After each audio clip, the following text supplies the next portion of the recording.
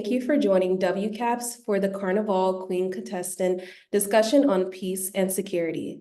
I'm your facilitator for tonight's discussion. My name is De'Omini Daniely, and I'm a second-year graduate student at Duke University's Masters of Public Policy program. I am also an alumna for the Spring 2024 WCAPS Pipeline Fellowship Program. Joining us to celebrate Caribbean American Heritage Month is contestant number 2 for Antigua's Queen of Carnival competition, Desrie Markham, who is also an attorney at law for the Ministry of Legal Affairs in Antigua and Barbuda. You can find her complete biography below in the caption, as well as links to her campaign page where you can follow her pageant journey. Our theme tonight is focused on how Carnival activities and/or your role as a potential queen of Carnival may foster unity and understanding among different groups, ultimately contributing to peace in the international community. And with that, our first question is, what inspired you to participate in the Queen of Carnival competition? Honestly, it's not something that I would have seen as I was growing up. I was more of the tomboy, more into sports, and it wasn't something that I saw in my immediate future. But I was told that ever since I was a little girl, I always wanted to be on the stage. I was always very into performing, very into the spotlight. So I guess it's not very far-fetched. Um, but what cemented it for me this year was just knowing that pageantry is so much bigger than what we really expect it to be because there's so many opportunities that come with it. And then, especially coming out of COVID, we in Antigua really understood the importance of our pageant culture.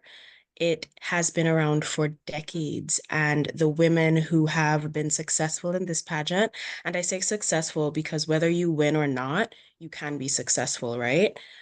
So the women who have been successful in this pageant have just been catapulted into like the next journey, the next area of their career. And that's definitely something that I wanted for me because, as you said, I am an attorney, but I would have only recently started with the Ministry of Legal Affairs. I was in private practice at first, but now that I'm in the Ministry of Legal Affairs, I've been given specific portfolios that allow for me to travel just so I can get like more worldly knowledge on what the portfolios are, especially now because climate change law and policy is one of the portfolios that I've been given.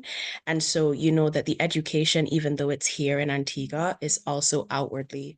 So I do have to travel a lot to, understand the components of climate change and what it means to us as small island developing states. And I figured if I could do that not only in my capacity as an attorney, but also as a cultural ambassador, it could give me that extra strength and allow for, because, as women, we have to scream twice as loud to be heard, right? So I figure as much as possible, I definitely want to be able to have the reach. And I know that because of how important and how seriously pageantry is seen, not only in Antigua, but just regionally, if I were to do that as an attorney and as the Queen of Carnival for 2024, I could reach people that I might not have been able to reach if I only carried one of those portfolios. Thank you so much. And then, so what aspect of your culture makes you the most proud?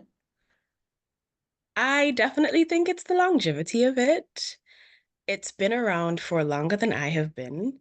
And as an Antiguan who doesn't have any Antiguan parents, it was very difficult for me to understand Antiguan culture. I think the one thing that I was able to hold on to is the fact that it's been around for so long that so many people was able to help me understand it. So I think that because we have such a vibrant pan culture, and I think we have the oldest pan orchestra in the world, that was something that was very easy for me to learn. We have such a vibrant soca culture, we have a vibrant calypso culture, and that also has been around for decades. So it's like, I think as much as it's very entertaining and it's very pretty and it's all these things that people want to come and experience, along around for so long that it's very difficult for you to not appreciate it because it's how special that we as a country can just keep that going for decades and decades and never lose the vigor, you know? Yeah, thank you so much.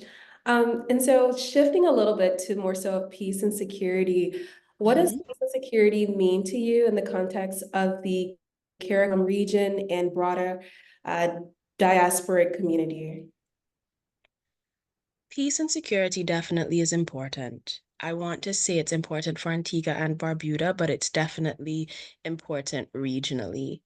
And I think one of the great things that we have done as CARICOM is allow for the security that one country might experience to be transposed to another country that may not be experiencing, sorry, that's so we have seen, especially as of recent, many cases in the Caribbean where crime and violence rates have just risen, specifically for one Caribbean country more so than the other, right? But we've also seen that CARICOM has, because that these countries are part of CARICOM, sorry, we've been able to lend support. So I think that it's very important. It's a very important initiative because if, for example, Antigua and Barbuda, as we are seeing right now, is experiencing higher rates, excuse me, in crime and violence, and our armed forces are not able to handle that, we can always call on a different CARICOM country who may have that extra manpower to spare, who can send armed forces to Antigua. So take, for example, it's not so much that we don't have the armed forces for the crime and violence right now, but Antigua is hosting the T20 World Cup here. And because we don't have as many armed force officers on hand that we would like, we were able to outsource and get some countries to send armed force officers here who would be under the command of the police commissioner in Antigua, who would essentially allow for peace and security to reign here.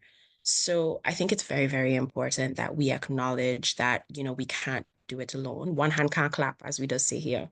So you have to call on your regional brothers and sisters, especially those who are a part of CARICOM, because we have obligations to each other. And the quicker we can fulfill them, the quicker we'll see those returns. Thank you. And sort of going off of that, can you share any personal experiences or observations about peace and security issues in your communities? Specify the community if it isn't the island population at large. Sure. I grew up on, I know you wouldn't know what this is, but in Antigua, there are the urban villages, I guess, and societies, and then the rural ones. So I grew up very urban, heart of town. The traffic was very busy. The houses were very, very close together. And it was, I don't want to say towing the poverty line, but it was very close. And a lot of the people who lived there because they couldn't have afforded better places to live. So I experienced very high rates of crime and violence in that community. I would have seen a lot of people, even people I went to school with, people who I knew to be my age, getting caught up in the wrong crowd and unfortunately either succumbing or, being imprisoned. And I think that this was generally the idea in the communities that would have had similar situations. So when you hear about communities like Grace Farm in Antigua, you hear about communities like Villa in Antigua, these are the places that you'd expect higher rates of violence because of how close-knit the communities are, yes, but also because of the socioeconomic issues that these communities are facing. And that's one of the larger problems that we have. Because, if we don't ever address the socioeconomic issues that our young people and even our adults are facing in Antigua and Barbuda, but also internationally, then you'll never be able to fully address crime and violence. And if we don't address crime and violence, then peace and security doesn't even enter the conversation, right? So I think that that's the root cause. It's something that I've also been advocating for here. I use my Queen of Carnival platform not only to kind of because I'm also very interested in theater. Like I said, I was, just very into the spotlight, very into theater. but I also use theater to advocate for safe spaces because I know that in Antigua there aren't many. But I think that it might be easier to reach the youth and reach, the people who are suffering because they may be delinquent or depressed or whatever the other issues are. It's easier to reach these people if you're using entertaining means. And so I've been advocating for us to, try to reach the youth and the troubled people in our society by using theater, by using drama, just trying to get them involved in extracurriculars that are entertaining. Because not everybody's going to play sports, not everybody's going to get into academics, but that's definitely something that I've tried my best to use my platform to do. I think it's picking up some steam. I've had people reach out to me to kind of just, try to get their children involved, get family members involved. And so that's something that we're definitely working on together. I'm trying to collaborate with the Department of Culture here to do that. Um, but I see so many issues and I see positive safe spaces as ways to address those issues. And I think once we can do that, peace and security will definitely reign because I think that when we look at it overarchingly, we don't look at what may, affect peace and security or what the contributing factors to the things that oppose peace and security are. That's where we need to start. Right. Thank you so much. And so, keeping these sort of issues in mind, Mhm. how do you believe cultural events like Carnival can play a role in promoting peace and security? So, like I said, I think we definitely need to reach people by entertaining them, especially coming out of COVID, where we were all locked away. We had no choice but to communicate behind screens. It was very difficult for us to have these open spaces where we could be ourselves, where we could understand each other, where conflict resolution would be taught and would reign.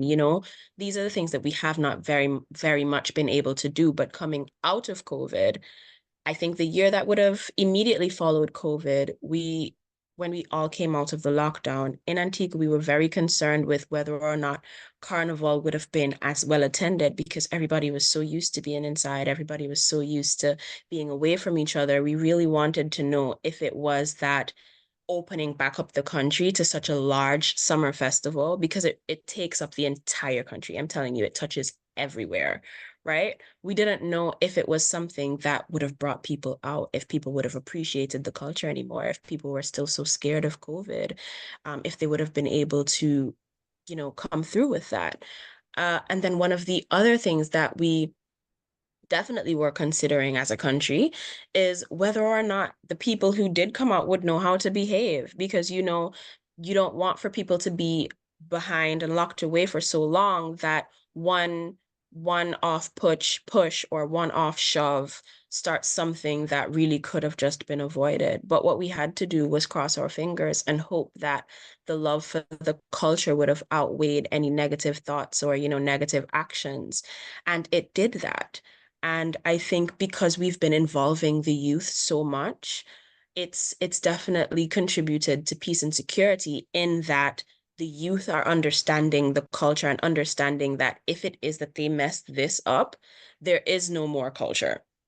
If every time we go out, if every time we're on the road and we're playing mass or we're jumping around, we're having fun, there is a fight. The police has to come and stop it. They know that this is not, we can't enjoy the culture as we should. We can't enjoy the culture like we want to. And I think that it was really a rude awakening, especially after COVID. Um, they understood that it could have just been taken away. And so it allowed for our young people to really think about what they wanted to do if they were okay and willing to let their emotions surpass what they really wanted in the long run, which was to enjoy the culture, enjoy Carnival, because it's something that's so big that across the islands, we definitely know like whatever you're doing, you have to stop it. You get off work early, you call in sick, you get your days off, you do what you can to be a part of the festivities. And if it is that you're going to allow your emotions to surpass that enjoyment, then you know that this isn't something that's going to go on for too long. So I really do want to commend the Antiguan public because they showed up and they showed out and they understood the assignment.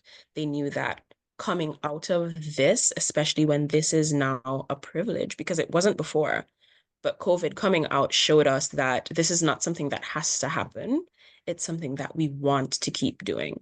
And if we don't act right, it's not going to keep happening, right? So we had to learn to act right. Thank you so much. This was an amazing conversation. And just thank you so much for your time, all you do for your island, and all that you represent as a contestant to a generationally significant part of Caribbean heritage. And for those who are watching, you may find her complete bio below in the caption, as well as links to her campaign page, where you can follow her pageant journey. And once again, I am De'Omini Daniely. Thank you to all the viewers for watching and wishing everyone a wonderful Caribbean American Heritage Month. Thank you so much for having me. I really appreciate it. Thank you. Oh, and one more thing before we leave. If you're able to, could you sing a little Happy Caribbean Heritage Month WCAPS for us? Sure. Do I just exactly what you just said? Yeah. Okay. Okay, sure. Happy Caribbean. Wait, what was it? Happy Caribbean American Heritage Month, WCAPS. Thank you. No problem.